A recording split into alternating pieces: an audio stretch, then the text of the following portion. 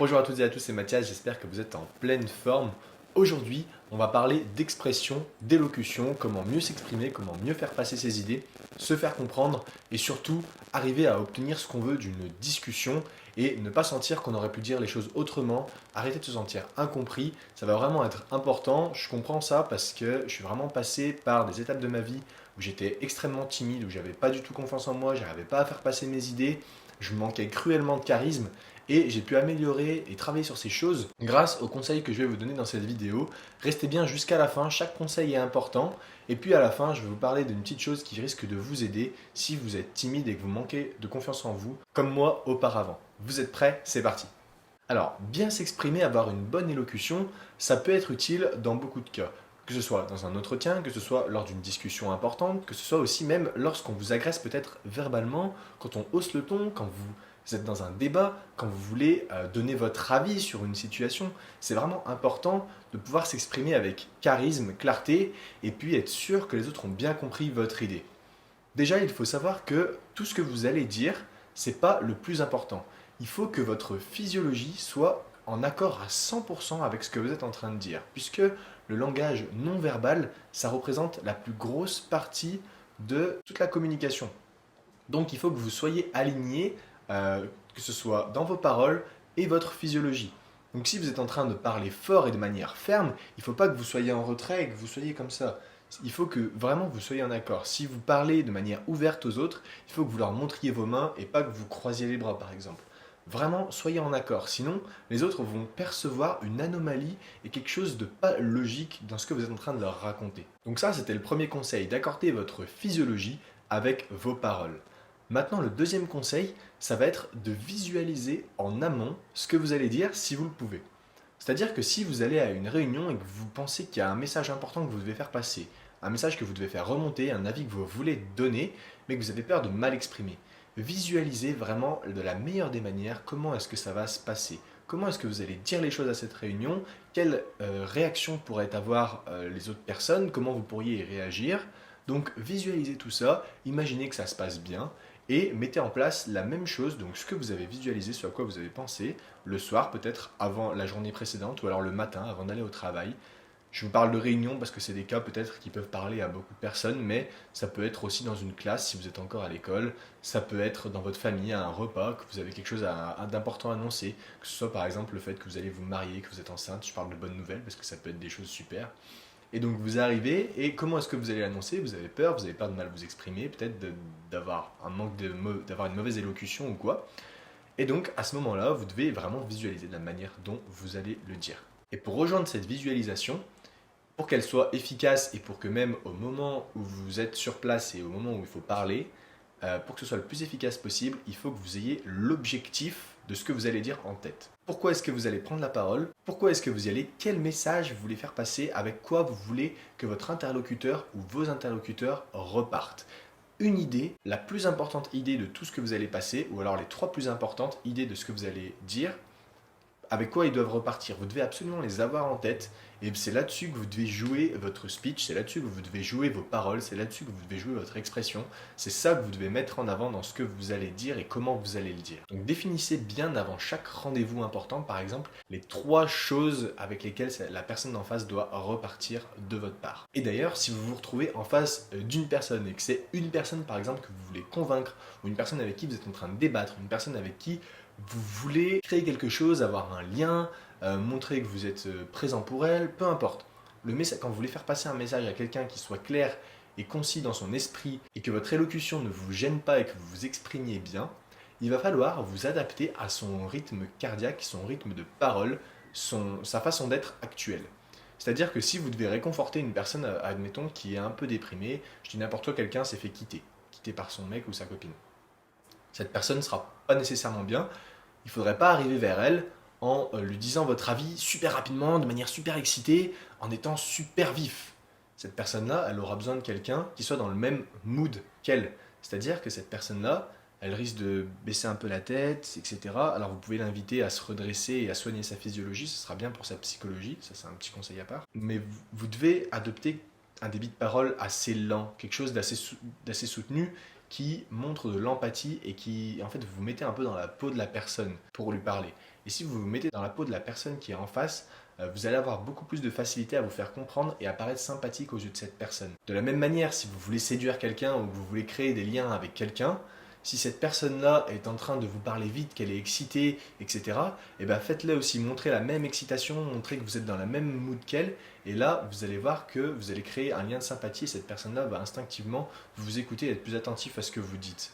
Pareil dans un débat, si la personne commence à hausser le ton, ce n'est pas forcément mauvais d'hausser le ton aussi. Parce que vous allez vraiment rentrer dans quelque chose où cette personne risque de vous écouter tant que vous vous respectez l'une et l'autre. Ensuite, quand vous êtes dans une discussion qui est importante, le conseil que je peux vous donner, c'est de ne pas chercher à toujours combler les blancs. Le silence, c'est vraiment quelque chose qui n'est pas grave du tout. Instaurer un silence, ça en dit très très long sur certaines choses. Si vous n'avez rien à dire, ne dites rien. C'est pas pour ça que la personne en face va vous dénigrer ou quoi que ce soit. Si vous n'avez rien à dire, ne dites rien. Vous pouvez utiliser, au lieu de parler, utiliser votre regard, vos gestes. Regardez insistamment la personne pour lui faire comprendre certaines choses, mais ne dites pas forcément sans arrêt des choses. C'est un conseil qui est très utile, notamment pour les commerciaux. Je vous dis n'importe quoi, j'ai une expertise au niveau des appels téléphoniques. Je suis capable de faire des ventes au niveau des appels téléphoniques. Je connais des scripts de vente qui peuvent rapporter énormément d'argent. Dans ces scripts de vente, à un certain moment, quand vous appelez la personne, à un moment, il faut que vous lui annonciez le prix. Une fois que vous avez fait toute la démarche pour la convaincre, à un moment, vous annoncez le prix. Et à ce moment-là, les scripts de vente les plus chers, qui valent le plus cher, préconisent le fait, après avoir annoncé le prix, ne pas dire un seul mot avant que la personne ait une réaction vraiment, qu'elle n'ait pas dit oui ou non. C'est vraiment garder le silence à ce moment-là. La personne va rentrer dans un dialogue interne et là, à ce moment-là, vous avez, entre guillemets, vous prenez un peu le lead sur la conversation et vous avez clairement fait comprendre votre intention. C'est ce prix-là et c'est tout. Et c'est maintenant ou jamais.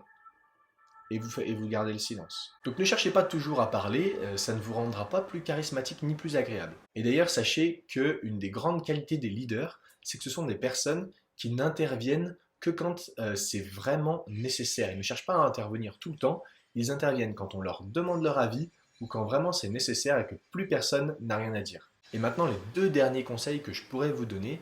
Le premier, c'est que si vous allez par exemple monter sur scène et que vous allez devoir parler devant une centaine de personnes, logique que vous soyez peut-être stressé si c'est une des premières fois que vous le faites. Là, il va vraiment falloir respirer. Pour bien faire passer votre message, il va falloir respirer, faire circuler l'oxygène dans votre corps. Vous allez voir que vous allez vous sentir mieux. Faites un petit peu de méditation juste avant. C'est vraiment quelque chose de très utile et qui détend énormément. Et la dernière chose, pour pouvoir avoir des phrases variées, un vocabulaire varié, lisez des livres. Lisez des livres de fiction, pas forcément des livres de développement personnel, des livres de marketing, des livres qui instruisent. Vous pouvez lire des livres de fiction, ça vous permet de lire des phrases qui sont tournées différemment de ce que vous avez l'habitude d'entendre, de ce que vous avez l'habitude de parler aussi. Et du coup, ça améliore votre vocabulaire, votre élocution et votre type et débit de parole. Mais le mieux pour ça, c'est de lire à voix haute. Si vous êtes seul chez vous, si vous en avez les moyens, lisez seul à voix haute. Et vous allez voir que vous allez améliorer votre élocution aussi, puisque vous allez devoir prononcer les phrases, les mots, etc. Donc c'est hyper important la lecture, c'est vraiment quelque chose qui aide sur le long terme, donc tentez l'expérience. Maintenant, si vous avez envie d'accélérer ce processus et d'être dans une démarche de réussite et de pouvoir vous exprimer comme les top 1% de la planète, d'avoir confiance comme 1% du top de la planète, des personnes qui se lèvent le matin sans se poser de questions, qui n'ont pas de problème au niveau de leur compte en banque et qui sont des symboles de la réussite et qui inspirent des milliers de personnes.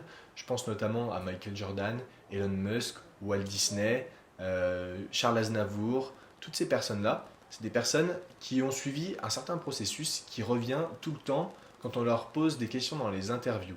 Ces processus ont créé des lois de réussite et ces lois, moi je veux les synthétiser dans une formation qui s'appelle Envol vers la réussite. Elles sont très bien synthétisées, mais elles donnent tous ces conseils de manière très concrète et c'est tourné vers l'action. Il y a énormément de bonus accompagnés de ça et une fois que vous avez suivi la formation, vous êtes capable de réussir n'importe quel projet. Même si vous échouez, vous êtes capable de vous relever et de apprendre de ces erreurs et les réussir encore mieux. C'est vraiment une formation qui vous donne le mindset idéal. Avec un tel mindset, vous ne pouvez que réussir dans la vie. Cette formation, j'y ai mis énormément de cœur. J'ai travaillé énormément sur le rapport qualité-prix parce que je sais que ça peut aider des personnes qui ne sont pas forcément dans des situations financières hyper avantageuses. Par exemple, des étudiants comme moi qui sont extrêmement timides, qui manquent de confiance en eux et qui du coup ont énormément de regrets parce qu'ils n'arrivent pas à passer à l'action sur des choses qui pourraient paraître basiques. Rien que le fait de lever la main en cours, moi j'en étais pas capable il y a encore 1 an et demi. Je demandais même pas au chauffeur de bus de s'arrêter alors qu'il avait loupé mon arrêt, qui ne s'était pas arrêté parce que j'étais probablement le seul à descendre et que je n'avais pas appuyé sur le bouton pour demander l'arrêt. Le chauffeur de bus ne s'arrêtait pas, et ben moi je descendais à l'arrêt d'après et je ne lui demandais même pas de s'arrêter, je n'osais même pas faire ça. Et je vous en passe des situations dans lesquelles j'ai eu énormément de regrets. Sauf que j'ai choisi que ce ne serait plus le cas. Et aujourd'hui me voilà devant la caméra à vouloir aider des personnes qui sont dans ces situations, qui se sentent mal à l'aise, qui se posent 1000 questions. Par exemple, quand ils doivent aller chanter dans un karaoké, ne veulent pas y aller parce qu'ils sont timides, ils ont peur du regard des autres. Après cette formation, je vous garantis que si vous appliquez les conseils et que vous passez à l'action, vous n'aurez plus du tout ces problèmes-là. Moi, je suis maintenant capable de m'exposer publiquement sur YouTube sans complexe et j'en suis extrêmement heureux. Voilà. Donc si jamais ça vous dit, vous avez juste à cliquer dans le lien qui est dans la description. Soit vous prenez directement la formation, soit vous pouvez vous inscrire aux emails gratuits. Donc c'est le premier lien. Vous allez recevoir des emails avec des techniques secrètes que je ne partage pas en public. Ces emails, vous en recevrez quasiment un par jour. Et c'est des petites histoires qui vous donnent une morale que vous devez appliquer dans votre vie si vous voulez être plus heureux. Voilà, c'est tout pour moi. On se retrouve la prochaine fois. C'était Mathias. Salut.